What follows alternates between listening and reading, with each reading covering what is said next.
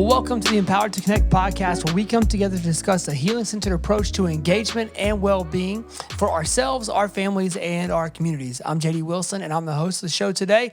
And we are going to switch it up a little bit today. Instead of having an interview and a special guest, what we're going to do is talk through one of our connecting practices that comes from our ETC parent trainer curriculum. And so today we're going to talk through that with Mo and Tona Ottinger. Periodically in the show, you will notice us having the title Connecting Practice and one of those different practices that we teach through the parent trainer curriculum. And so we hope you do enjoy it today. Please join us now as we talk about how to catch it low.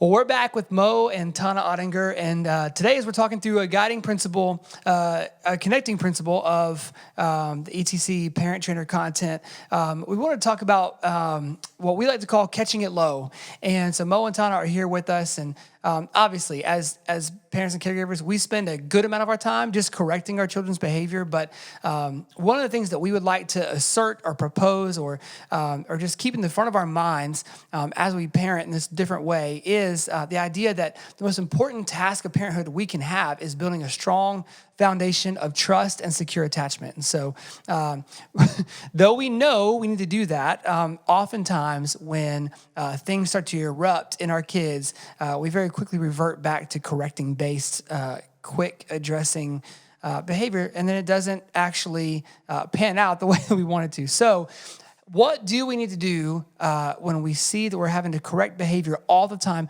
What are some different tactics that we can do, we can use to begin to help them to regulate? And so, Mo and Tona, why don't we start talking about this? Tona, do you want to introduce kind of the idea of catching it low and where that came from?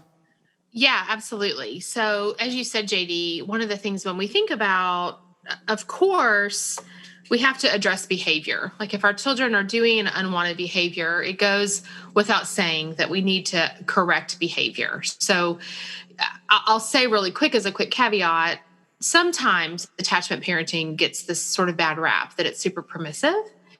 And I think I want to make sure as we're addressing this topic specifically that that isn't foundationally and fundamentally what we believe.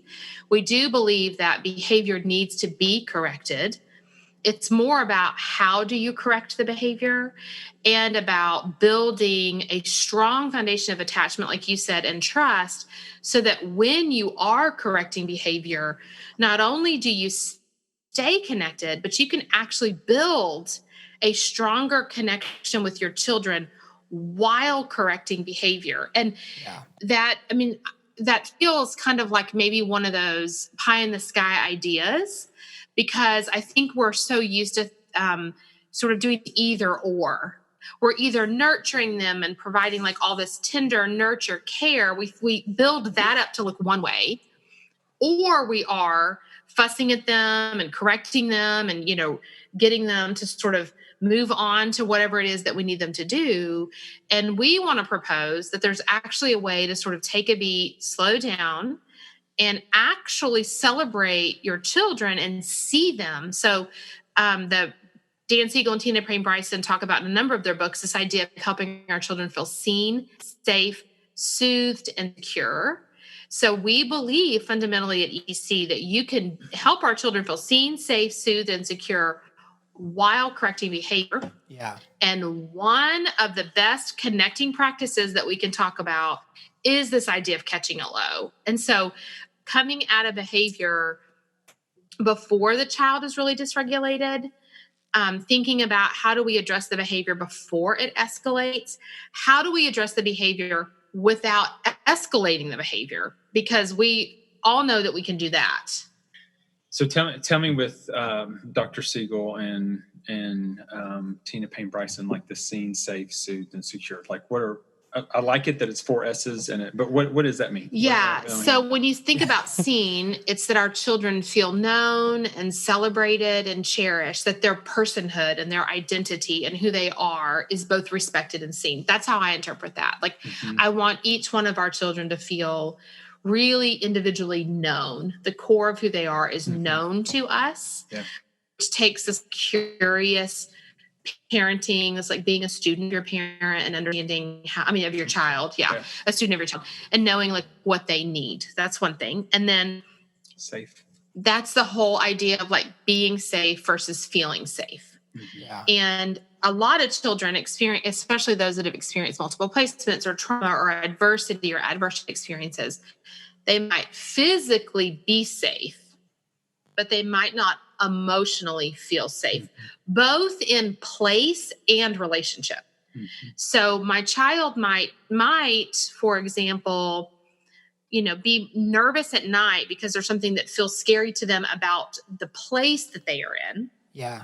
But if they feel safe in relationship with me, then I can meet that need for felt safety in my relationship with them.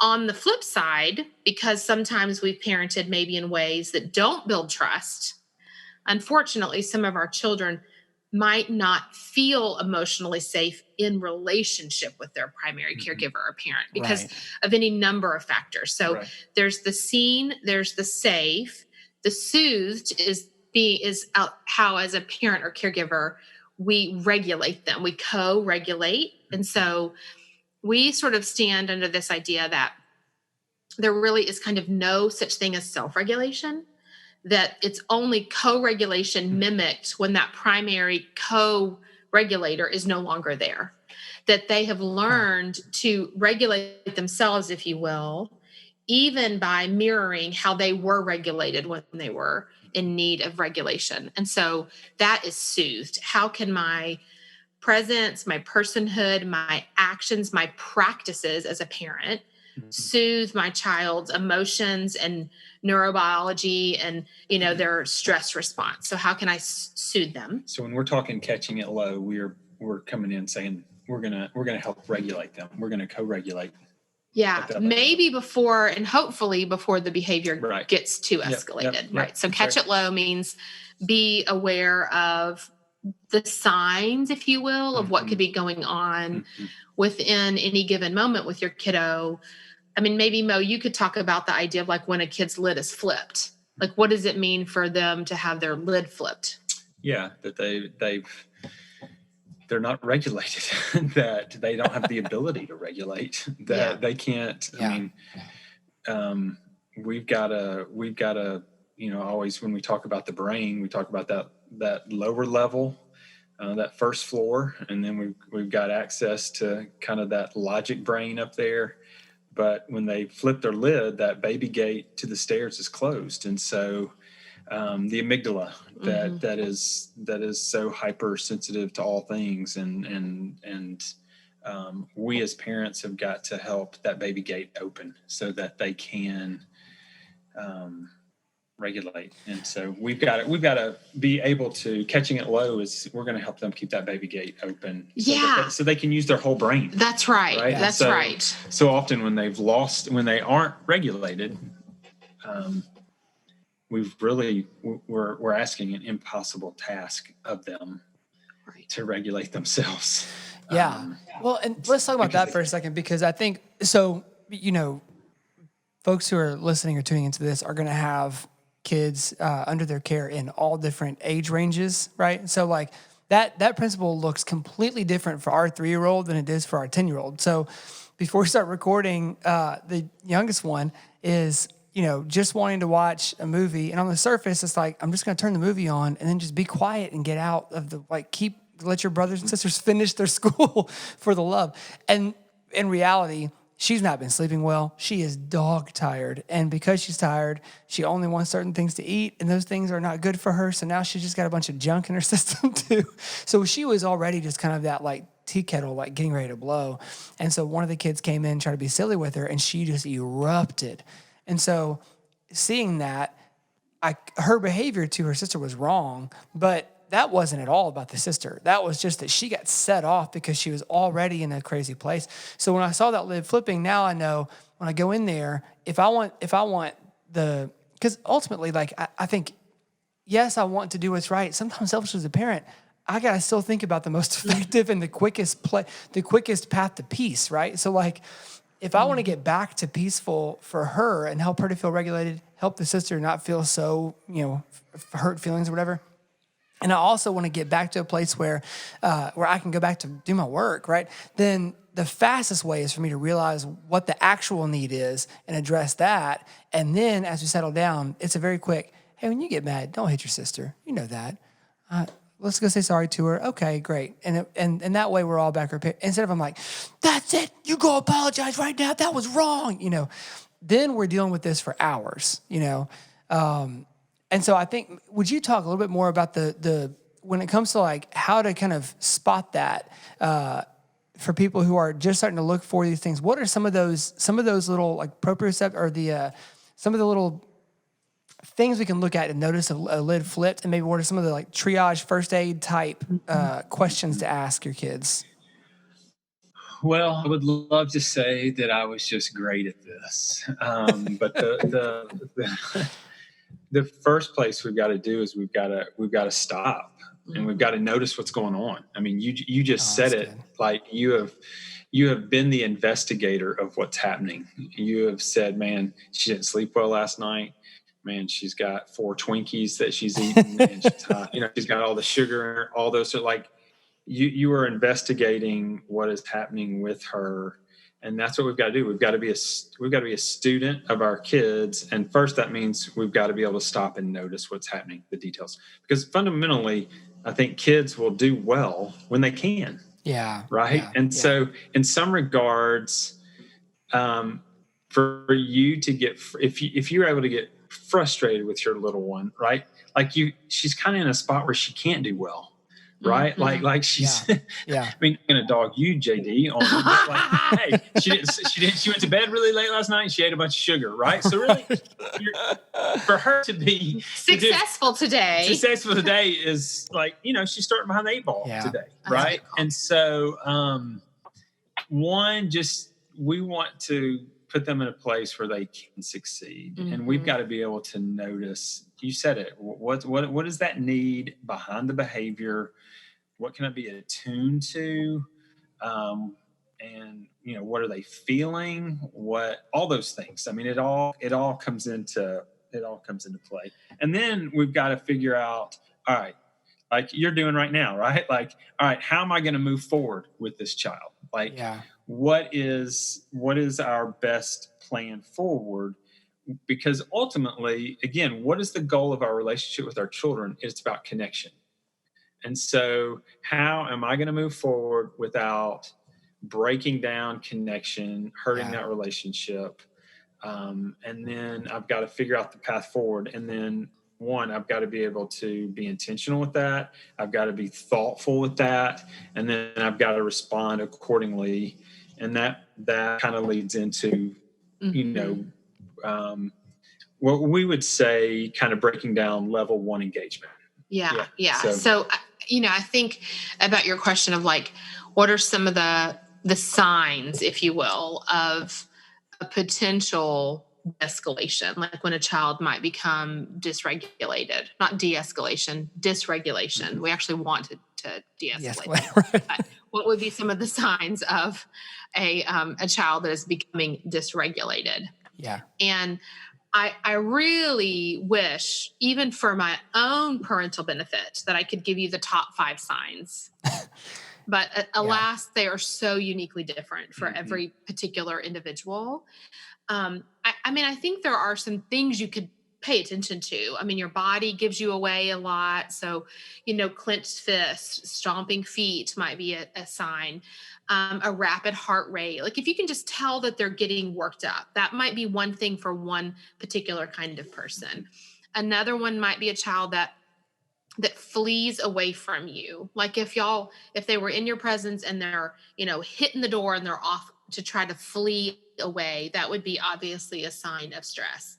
If you've got a kiddo that, suddenly their affect is really flat and they're no longer sort of able to talk and you're becoming like this big investigator, that would be a sign of a child that might have a freeze response. So I think it's really about learning your child's cues. Yeah. Now, some kids, when I think a good bit about dysregulation, I don't want to miss the opportunity to talk about how we talk a lot about, well, it just went from like 0 to 60 and I didn't even know it was coming. Like things were fine. and Right. things weren't fine. I mean, Right. you can be the most intentional, most seasoned parent, and that's going to catch us off guard. And so I want to be really careful to like make us as parents feel too much guilt or shame for not seeing it low. Sometimes we can, and we want Yeah. to seize moments when we can. Right. Sometimes we simply can't catch it low. Mm-hmm. Things were fine, things are no longer fine. And it's a half a hot millisecond, completely catches you off guard. Mm-hmm. And you're left puzzled, on how to then move forward with the behavior. Mm-hmm. So I think for me, it's like, well, if I can catch it low, I want to try to, because I know I'm not always going to be able to. Yeah. And then how can I move into the catching it low moments? So I think about this, for example, and we have 2 8-year-olds, and the majority of our family right now is virtual schooling. And so we can do everything I possibly can to set us up for success. I have this really beautiful schedule and a routine and a ritual and transitions and rhythms. And this is like our 4th week. They know what to expect. I mean, I've done everything I can to set us up for success. And one day it can go beautifully well. And the next morning, it just is falling apart. And when I say falling apart, they're bouncing off the walls. They can't sit still. They can't focus. They're nitpicking at each other. We're having some meltdowns or some tears. Suddenly math is, the worst thing ever. And yesterday we were soaring through it. I mean, something about today is not going the same as yesterday. And it puzzles us as parents. So the only thing I know to do is step into that moment and think, I need to shift gears right here. I need to catch this moment low because it hasn't escalated significantly. We just aren't in a good rhythm. Yeah. So how do I catch it low? I hit pause and think, well, we were inside most of the day yesterday. Yesterday went great, but we were inside most of the day. Maybe they were, JD, as you said earlier, maybe we got to bed a little late last night. Yeah. Maybe I look at the clock and we're a little past when we normally would eat. And they have the wiggles. Well, they must have a need that needs to be met to go use their bodies. So that's me noticing. So we think about noticing, then I have a choice to make. I can either, unfortunately, this does happen often, start fussing at them. Right. I can fuss at them to change their behavior. Or I can, as the parent, step back and say, if I take a beat, take a minute, and actually meet their obvious physical need, if I would just pay attention to what's going on with like a different part of my brain, not my reaction brain, but my curious thinking, then I'm going to go get them outside to play for a little bit.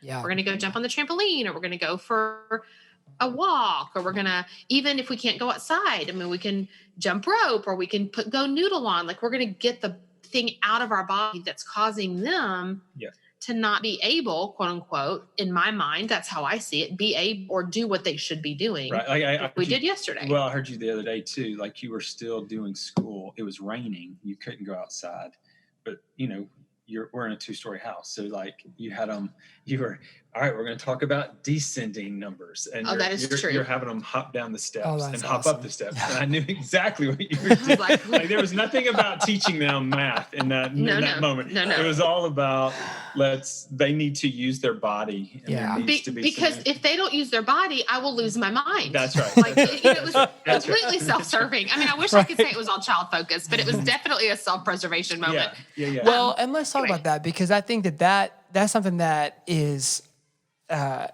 it's hard to break the habit of feeling guilty doing that. Of feeling like I need a minute of a break too, because I see where we're going with this, and then I start to think in the future and parent in the future, and like I'm already getting mad about a meltdown that hasn't happened yet. So if I can get out of my mold for a second and get out of the structure of the day for a second and take 5 minutes now, I'm going to save 3 hours later of frustration.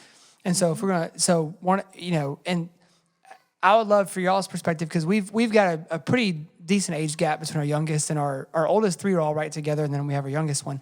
For 2 of mine in particular, I have had to start getting really good at catching it low. Elizabeth was out of town for a couple of days, and I don't do well once lids are flipped. And once we get into that place of where I'm having to use the level 4 and 5 engagement, I'm not good in those practices very, very well yet. So I am getting better and better at the level 1 engagement. And so one of the things, big wins we had this weekend was, one is really mad at the others and not happy that they never get to have friends. Everybody else does. And so, which, that's not true. But so before I catch myself getting mad about that and starting to like engage and jump on the roller coaster with them, I just, hear them out for a few minutes and talk, and then say, hey, have you had any gummy snacks today? And this kid loves gummy snacks. And so I like gave 2 packs of gummy snacks where I should have only given 1. And then before I know it, like that quick interruption of like us jumping on the path, like allowed it to just like fall back away it was almost like watching the kids' eyes roll back into their head, back in, like watching them come back to themselves.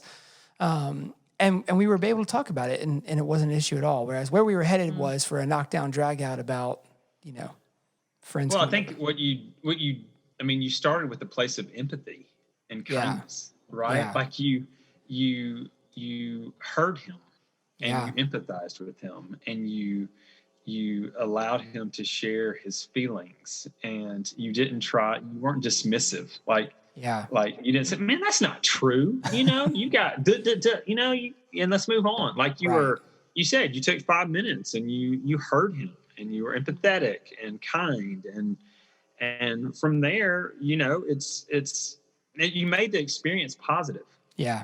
And once it's positive and they felt, they're seen, they're heard, all those things. Right. And then, you give them gummy bears, like it's, you were able to redirect, you were able to move it. You were able to go in a different direction. And so like, I think, and then you could get playful, or you could do all those things. And so I think like when we talk about level 1 engagement, we always say level 1 engagement, catching it low is playful engagement. And I think so often that for me, it was, my play style, right? Like how I want to play is I'm going to be rough and tumble.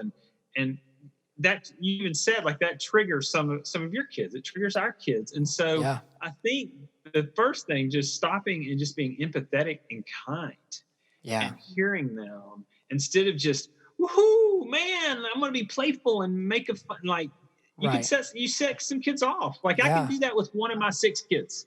And so I have, I'll just say early on in parenting, when I heard, level 1, I've got to be playful. Well, let's come on. Let's just be all this. And I think we got to stop. And JD was a great example. You just got to be empathetic and kind, positive. And when I think about playful engagement, I think sometimes, like for me, I reframe that a tiny bit, just positive engagement and kind engagement. And kind meaning that for some of it, it's about mentality. It's like I have to be really cognizant that I am not assuming that whatever dysregulation's happening is within their control. So we talk a good bit about empowered to connect, about like willful disobedience versus, strategies and survival strategies. So again, children do well when they can. Right. And so if, to sort of hark back to my example of the, our kids that were cooped up too long, if they could have sat still, they would have been sitting still. Their bodies needed to do something.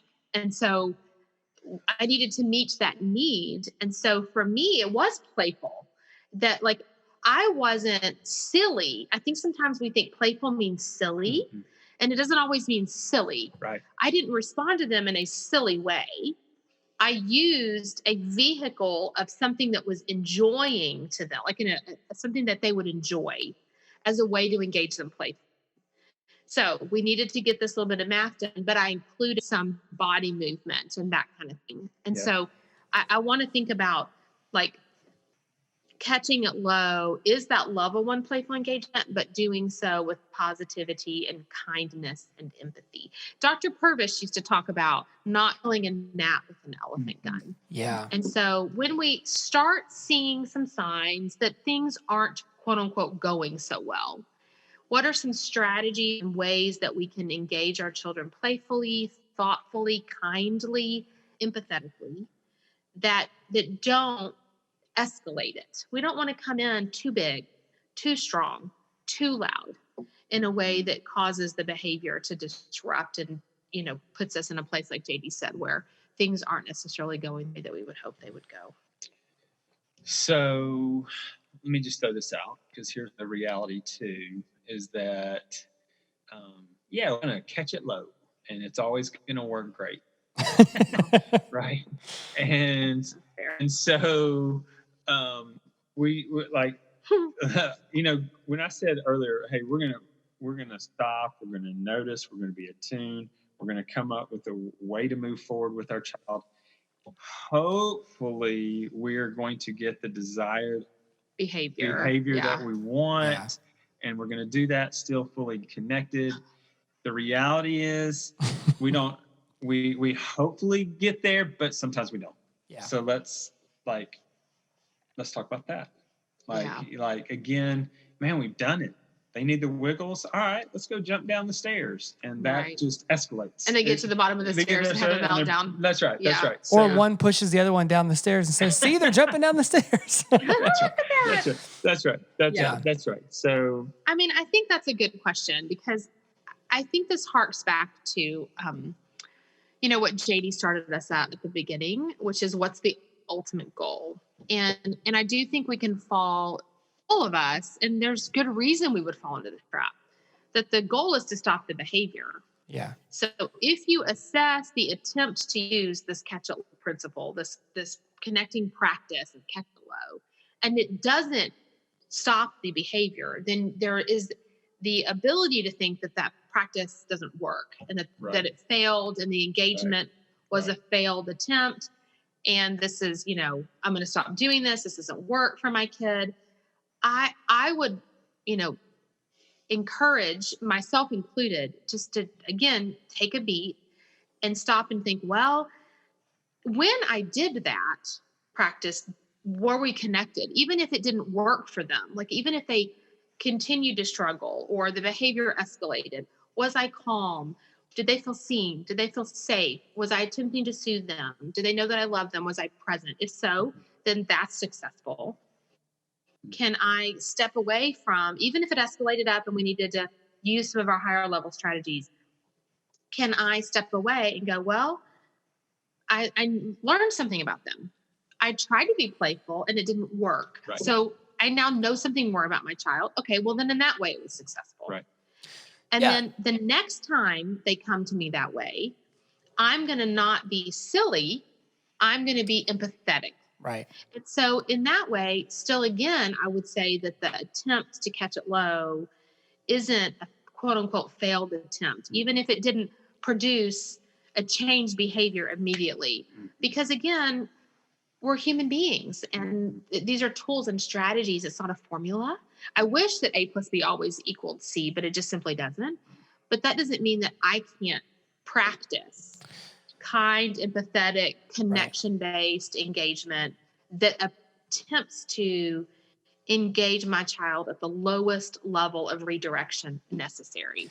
Yeah, and I think as we kind of start to wrap up here, the biggest principle remains that we are not parenting math equations, and so we can't just figure out the key for every situation. That oh, that's right, I said and instead of I should have there are going to be times where we do everything right according to the way we're wanting to engage, and then they still blow right past that. The same way that so my brother was a firefighter for years, and he says sometimes if you go to what looks like a small fire and you treat it as if you're dealing with a small fire, and something just happens in an unpredictable way, and all of a sudden it hits a gas line or whatever, and it explodes.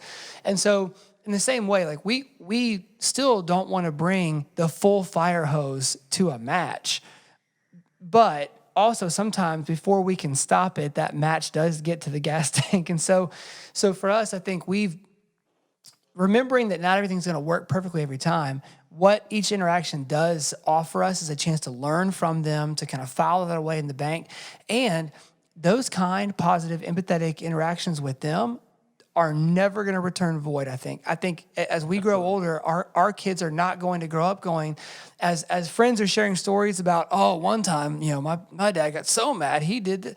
Our kids can think back and go, man, our parents, for the most part, were pretty empathetic and kind when they engaged with us. So it's again building that partnership of decision making and regulating and all of that, and that it's not lost if that interaction leads to a giant meltdown, because we still can keep our kind of relational building blocks in place with them, having engaged the right way, right? And it just gives us some tips to next time engage in maybe a better manner. So, Absolutely. That's great.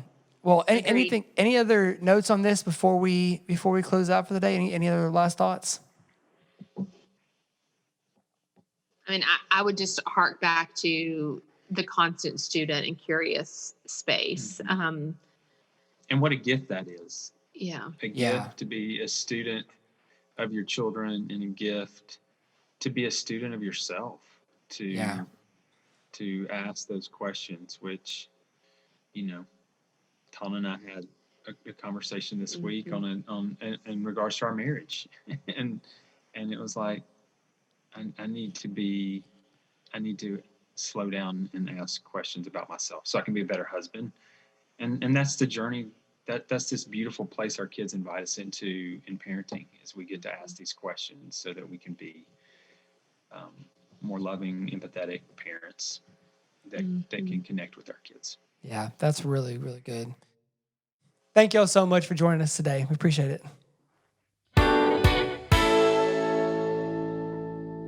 Well, big thanks to Mo and Tona Ottinger for joining us on the show again today. And again, if you enjoyed what we talked about today, that did come to us from the parent trainer curriculum that ETC offers. That was how my wife and I first connected with ETC years ago. And if you are in a spot where you really could use somebody to connect to talk about what's going on in your life, in parenting, caregiving, all of that, or if you want to find out if there's an ETC parent trainer course being offered nearby. Some of those are happening via Zoom this fall. Some of them are happening in person based on whatever the regulations are. But we literally have trainers around the world. So whether you're in Fort St. John, Canada, or Douglasdale, South Africa, Memphis, Tennessee, Hawaii, Fresno, California, wherever you might be, chances are there is probably an ETC trainer not too far from you. And if you're listening to this today and you have an interest in becoming an ETC trainer and being able to be part of the parent training team here at Empowered to Connect, there is also a link on our website for you to fill out an interest form for that. And so obviously during COVID, that process of both training and offering the parent trainer courses is going to look a little bit different than it usually does. But please jump on the website, find a trainer nearby, and you can correspond with them directly about what's going on in your particular area. Big thanks to Kyle Wright, who engineers and edits our show every week. Big thanks to Tad Jewett, who composed all the music for us.